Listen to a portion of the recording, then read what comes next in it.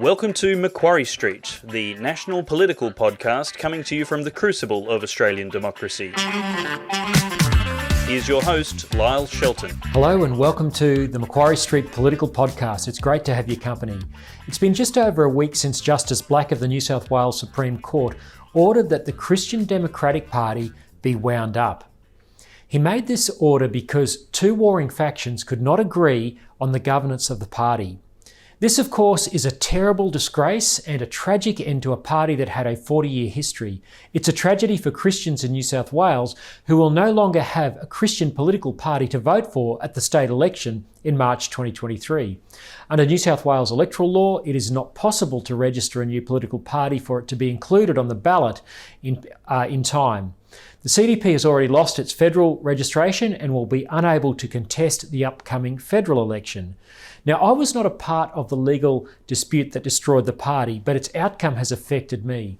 Despite being out of a job since last week, I've decided to continue working to establish a Christian political party that can put strong Christian voices into parliaments around our nation.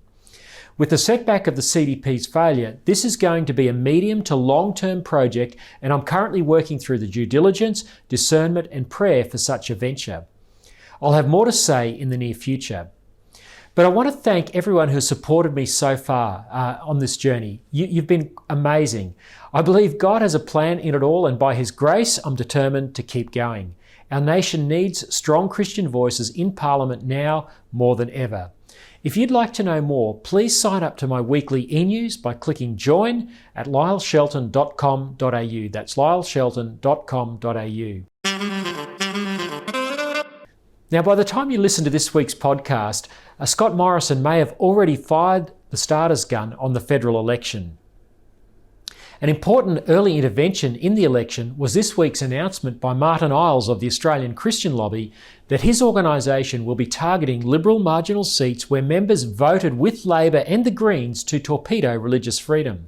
10 years ago, if you'd have told me that Christians would be campaigning in an election against Liberals because Liberals voted against religious freedom, I would not have believed you.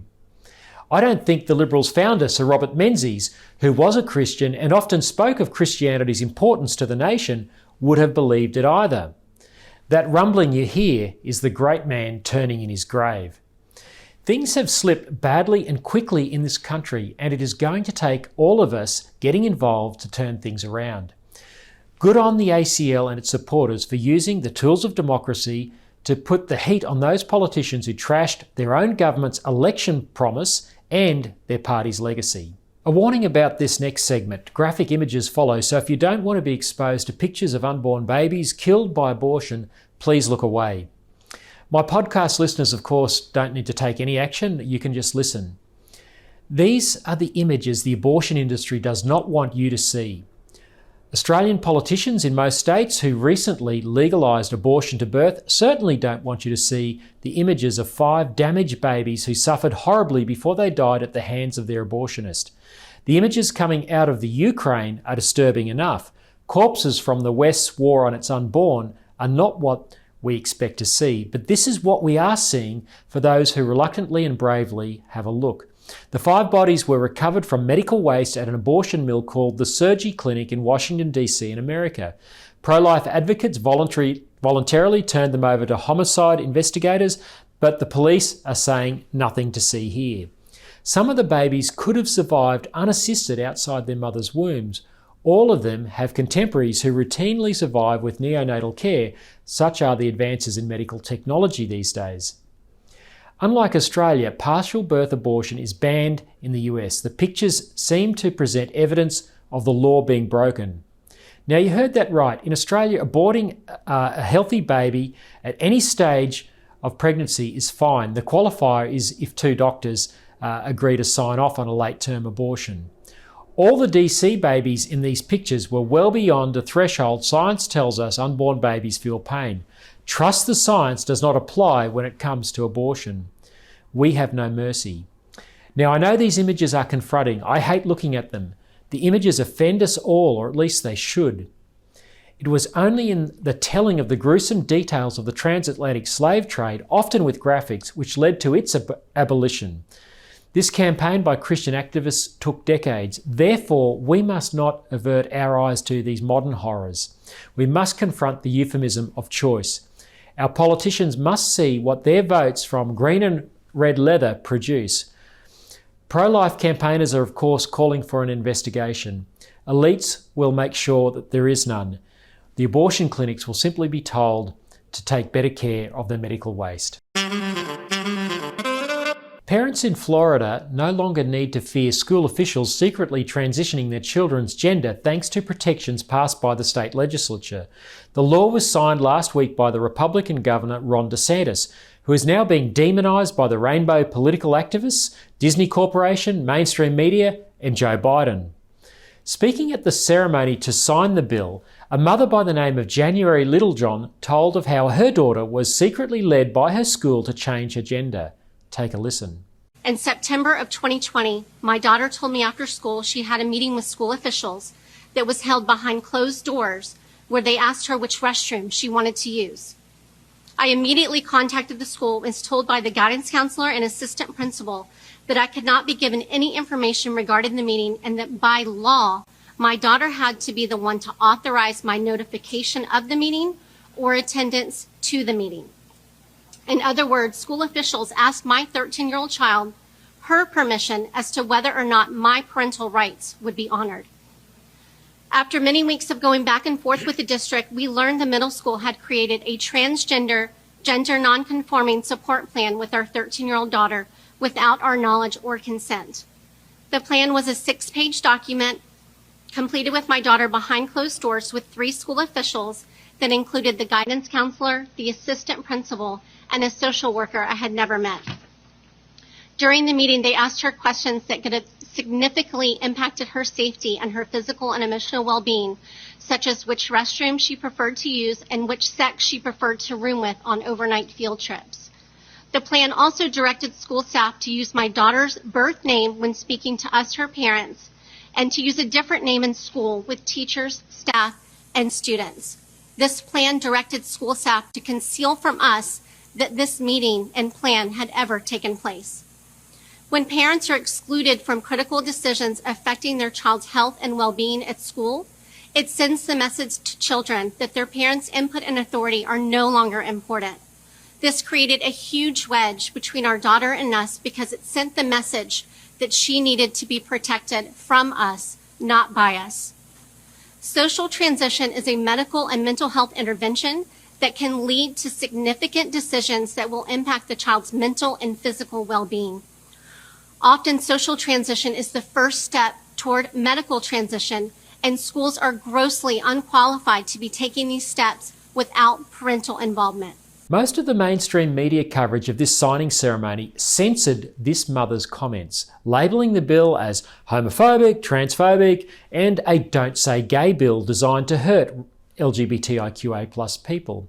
MSNBC, one of the big media networks in the US, said the bill meant homophobic, transphobic lies are now the basis for Florida law. Nothing, of course, could be further from the truth, as the media cements its status not only as fake news, but as perniciously at war with mainstream parents. Here's how Governor DeSantis described what the parental rights in education bill actually does. He said this on his website.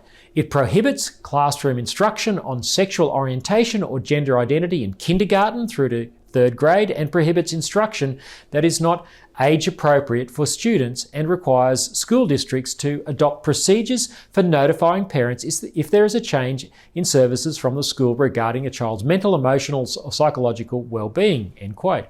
This means children under 9 cannot be taught sexual concepts at school or that their gender is fluid. It means that parents must be notified if their child is accessing services that affirm an attempt to change their gender, something which can put them on a path to experimental treatments with irreversible side effects.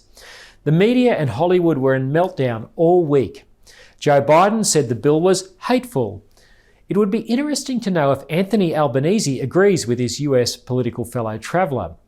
The Walt Disney Company, which owns, among other things, Disney World in Florida, has vowed to fund organisations working to repeal the legislation and take away parents' rights not to have their children indoctrinated in harmful rainbow ideology. Leaked internal video of Disney executives emerged last week of them discussing how to further indoctrinate children into rainbow sexuality and gender fluid ideology. Here's Disney's president of general entertainment, Carrie Burke. Take a listen. I'm here as a mother of two queer children, actually, one transgender child and one pansexual child, and also as a leader.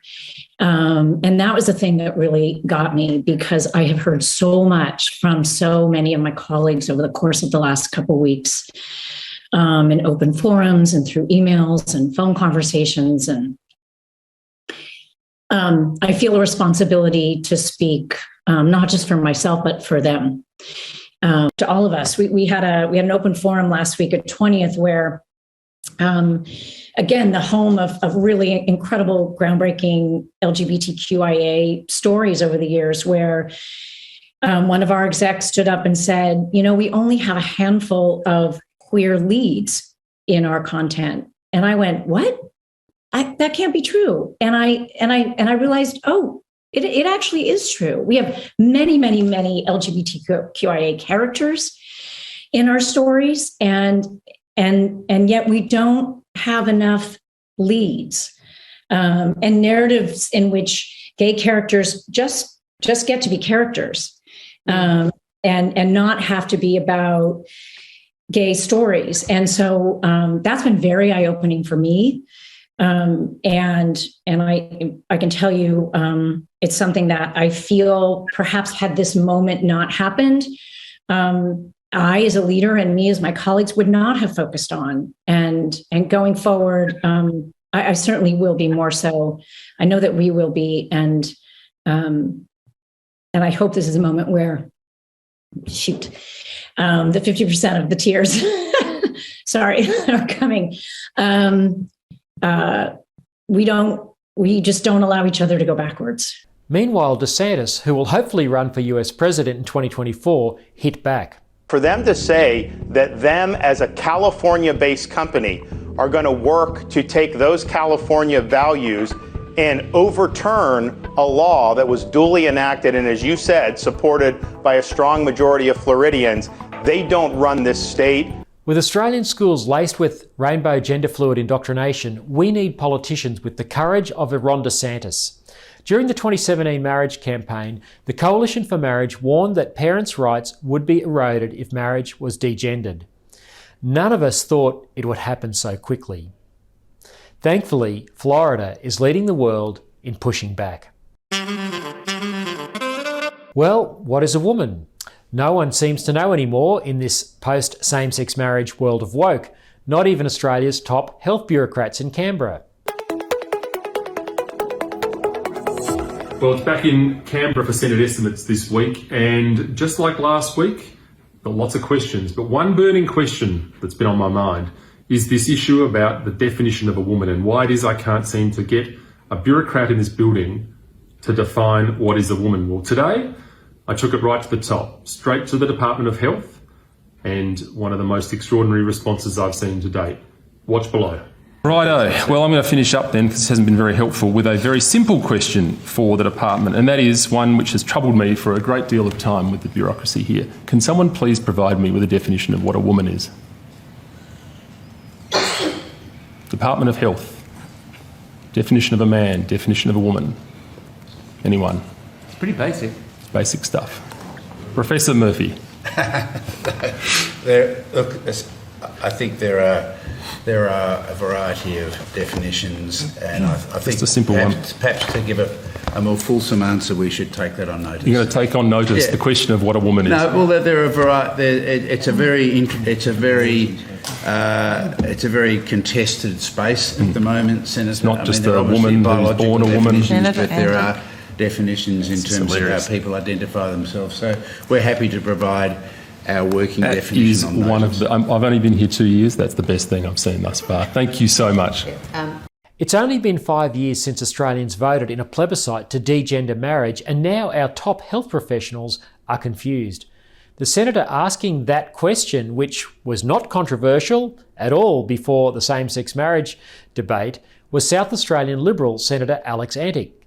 He's a rising star in the common sense movement in this nation. I spoke with him earlier in the week about another issue, the World Economic Forum and its nefarious agenda, which of course is in sync with the LGBTIQ agenda. I'm sure you'll agree with me that this man is a breath of fresh air. Well, it's an absolute privilege once again to have Senator Alex Antic on the Macquarie Street Political Podcast. Alex, welcome. Thanks, Lyle. It's great to be here, and wish I could be there with you, but I'm here in the I was going to say madhouse. I won't say madhouse. The bubble, the Canberra bubble. So, that's right. You're at Senate Estimates. You're at Senate Estimates in Canberra. Good on you. Sure, it's been all week, and we're still going, and it's been some interesting stuff. As always, but in amongst the drudgery of Senate Estimates, but it's always a good chance to get in there and drill into the, what's really going on under the surface. So, we've been doing our best.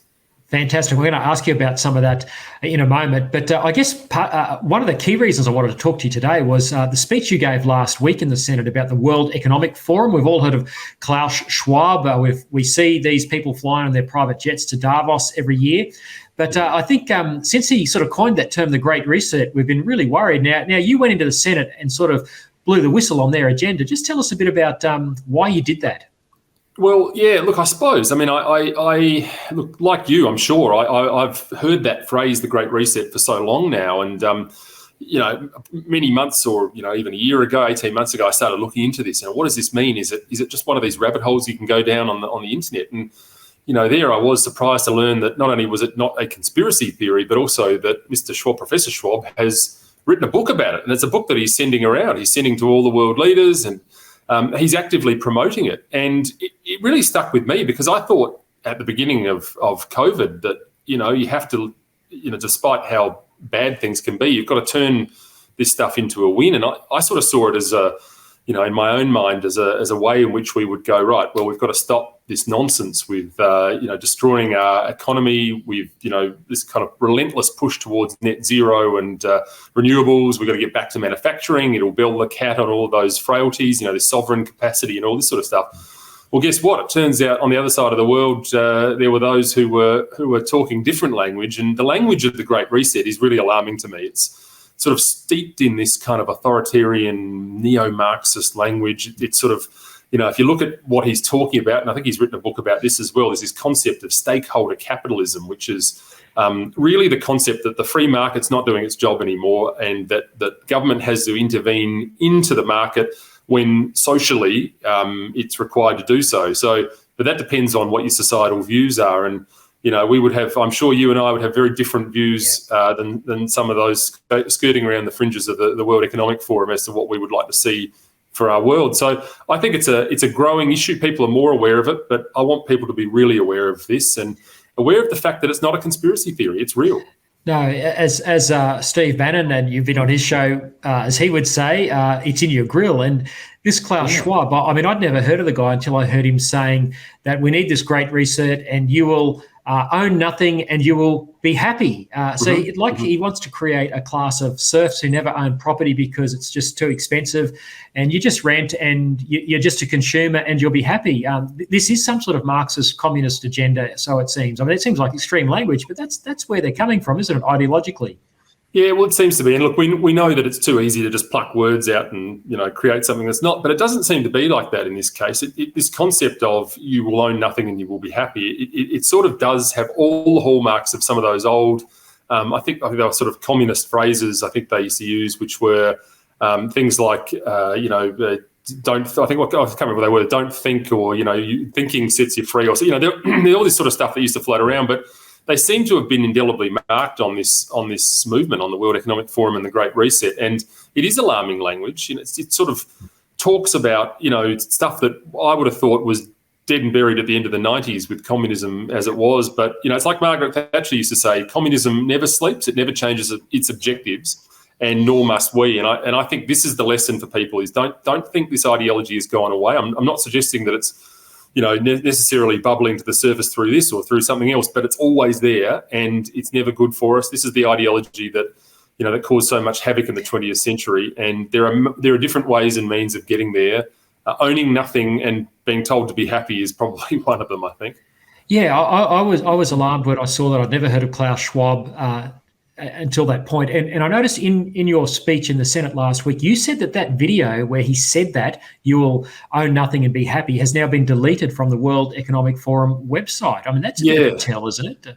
Well, I guess it is, and it caused such alarm that it was taken down. Of course, it's still out there, and about people have captured it and used it. But it's taken off their website, it's taken off their official site, and it's, I don't know. I think perhaps the language has changed a little bit. They're sort of using the terms opportunity now to reimagine and reinvent and all this sort of stuff after COVID. But the truth is, it's it's alarming language, and it's interesting to me how this always is pointed at the West. If it was really about environmental issues, we would be, and the World Economic Forum and other bodies would be putting more pressure on places like China and India, who are the greatest polluters, the greatest emitters of carbon in the world. So why is it aimed squarely at us, which has less than 1% of the world's emissions? Why are we not doing enough? Why is it us? And they do pick and choose on issues. And if you read the documentation carefully, it's alarming stuff. And I think for me, what I think is important is that people are aware of it. And I really want to know how far those tentacles go into this country and our institutions, because... Well, I was going to ask you about that, Alex. You're there in the federal parliament. You're coming to us from Canberra right now as we speak in Parliament House. You mentioned in your speech that Klaus Schwab's objective, and I've seen these videos on YouTube of him talking about this, as you say, it's not a conspiracy theory, it's in your grill, it's in our faces. He's saying we will penetrate the cabinet. They've had this young leaders forum that the World Economic Forum has fostered. Jacinda Ardern's been on it, Macron, Justin Trudeau. You said in your speech that about half of the Trudeau cabinet are young World Economic Forum alumni. Now, these are the people who shut down the truckers' strike, froze their bank accounts, did all this really authoritarian, draconian measures against people who were, using the tools of democracy, peaceful protest to resist things that they didn't like about their governments. This is really concerning if this is what the WEF is turning out. Yeah, I mean, actually, he said it himself. He said it, I think, at a relatively recent, it might have even been Davos this time round, I think, in January, where he talked about, I think the words he used was, we penetrate the cabinets and know that half of the Canadian cabinet are actually young global leader alumni, or, words to that effect. And that, look, I mean, on its surface, there really isn't anything wrong with people being involved with, whatever NGO or body it is. But my point is, I think we need to know. I think we need to know, how far and wide these tentacles are going and who's associating with them, in the same way as, I mean, this is the point to be made. As a member of federal parliament, you can click right now on and I wouldn't bother because there's nothing to see, the register of interests here and see where any particular person like myself owns a piece of land, the banking you do, if you're a member of your local golf club, and yet we don't make a provision for, let's say, I don't know, somebody being involved with the Gates Foundation or somebody being involved with the World Economic Forum.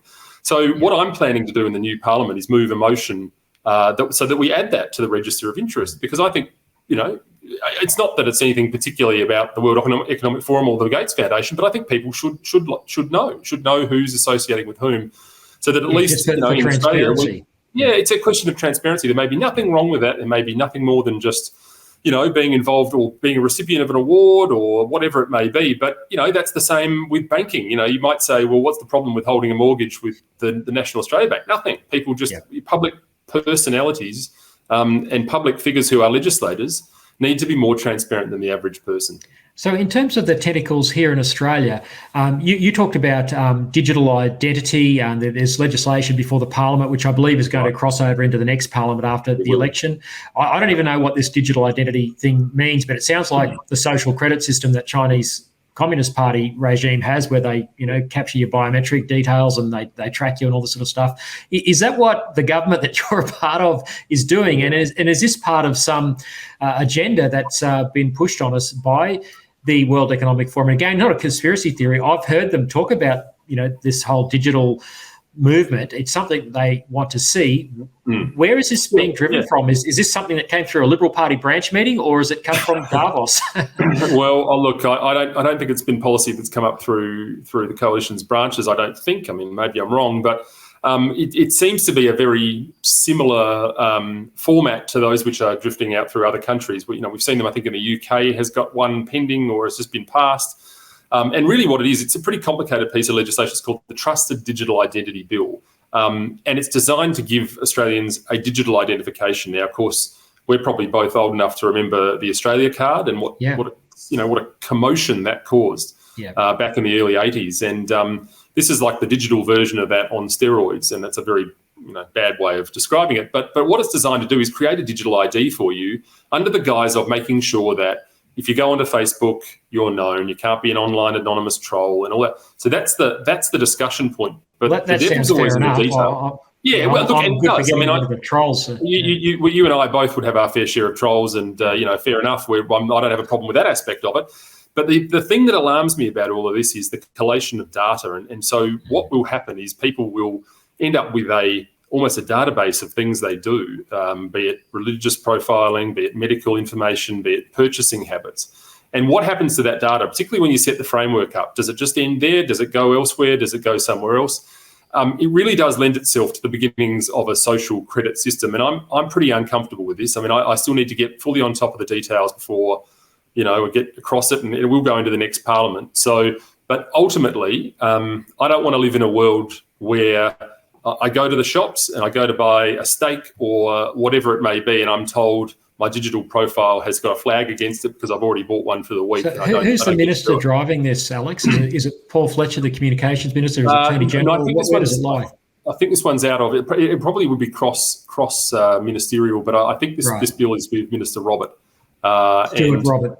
And so I think there's a lot of, and at the moment I believe it's still out for consultation. So it'll be really interesting to see. It's not a done deal. So there's more to see. There may not be anything to it, but there's probably enough just to be concerned and to keep a watching brief on it. Look, I think, unfortunately, this surveillance state that we're entering into, and I say state, not the state, but this state of consciousness, if you like, is sort of inevitable in a sense. But we've got to be careful with our freedom.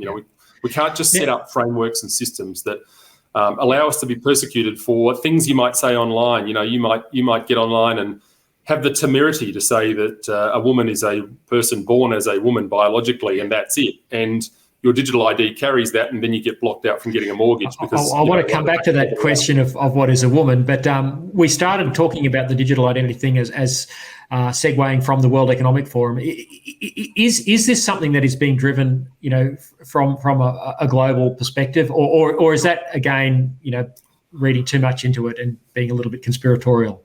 Oh, look, I just don't know. I don't know what the genesis of the bill is. So but what I would say is that, well, look, I just literally don't have those facts. But what I do know is that it's a similar format that's being rolled out across the world. And look, you would expect that things that are being done globally would go to all countries that are members of these organisations. So that in itself, I don't think is cause for alarm. I just want to know the facts and the possibilities about what this will do to our future. And, we don't want to live in a society where we go anywhere, when we're even in the same section of the library as the sort of stuff that goes on in China at the moment. We must be careful with our liberty. Absolutely. Look, I couldn't agree more. And as you say, if this is something that other countries are doing as part of something that's being driven by the likes of the World Economic Forum, which quite happily has Xi Jinping come and speak at its conferences, as it did last year in the middle of the pandemic, after we knew all about the Wuhan lab and what the CCP were up to with gain of function research. They still gave Xi Jinping a platform. So I just don't think the World Economic Forums are a friend. Alex, I know time's getting away. What is a woman? You've been asking some bureaucrats in Senate estimates. What are they telling you? Well, not much at this stage. I've been asking far and wide. I'd just like an answer because, from where I sit and I know from where you sit, it's a pretty simple equation. And we just can't seem to get an answer. I asked, I'm trying to think, the Workplace Gender Equality Agency that question. That's right, Gender Equality Agency. Yeah. That's it earlier in the week. And the response was, well, it could be anything the ABS and businesses want them to be, which I found quite curious. And then I've just only recently asked the Department of Health and they've taken it on notice. So I'm just going to keep asking until someone can tell me what a woman is. Just stop there. You asked the Department of Health, the Federal Department of Health, what a woman was, and they said they would take it on notice? Take it on notice. They're going to take that one on notice. Who was that person? What level of seniority was this person? That it must was be actually someone very senior if they're set an estimate. So. Yeah, it was Professor Brendan Murphy who said he would take it on notice. Professor Brendan Murphy. This is the man who was the face of the COVID pandemic response for the federal government, the former chief health officer. Is that right? He said he would take that on notice. He would. I'll be putting that clip up later on my Facebook, Lyle. So please, everyone go to Alex's Facebook later today. We are shooting this on Wednesday, April the 6th, and some people will be watching a delayed broadcast next week. But go to Alex's Alex Antish's Facebook and watch Brendan Murphy take that on notice. That is unbelievable. I haven't been here in this building long, Lyle, but that was one of the most extraordinary things I think that's happened in my time. It's just inconceivable for those of us who are normal, ordinary Australians that highly paid bureaucrats at a very senior level who report to a coalition government are confused about things like this. It just goes to show, even having a Conservative government in power for 9 years, it's not easy to change the woke culture, is it? It's almost impossible. The swamp sort of rules. Yeah, you're spot on. I mean, I think that's exactly the point. That it's funny how accurate some of those episodes of Yes Minister were years and years ago. And look, it's no criticism. I mean, the bureaucracy, well, it probably should be, but I'm not going to do it today. The bureaucracy gets a life of its own. I sometimes feel like estimates is almost an inconvenience to some of the departments, that they almost have to come and justify this stuff. And they're massive, massive enterprises now. So, but look, that was a pretty simple question. From where I sit, it should be a pretty easy thing. If you're born a woman, you're a woman. And that's sort of about it. But we can't seem to get that answer out of the bureaucrats. Yeah. Alex, there's so much more I'd love to talk about. Your time is short, but look, thank you so much for being with me on the Macquarie Street Political Podcast once again. Love to talk to you again on the other side of the federal election, which will probably be called sometime this week. But I know that you're not up for re-election. You're on a 6-year term, so you'll certainly be back in the next Parliament. Thank goodness for that you can be there. But we certainly wish you all the best as you'll be campaigning, and look forward to talking to you on the other side of it. Thanks, Lyle. Appreciate it and love to. We'll talk again soon. Well, that's it for the Macquarie Street Political Podcast this week. Don't forget, you can stay in touch by joining me at lyleshelton.com.au. Click join. A big shout out to Dave and Aidan at The Good Source for production. Until next week, goodbye.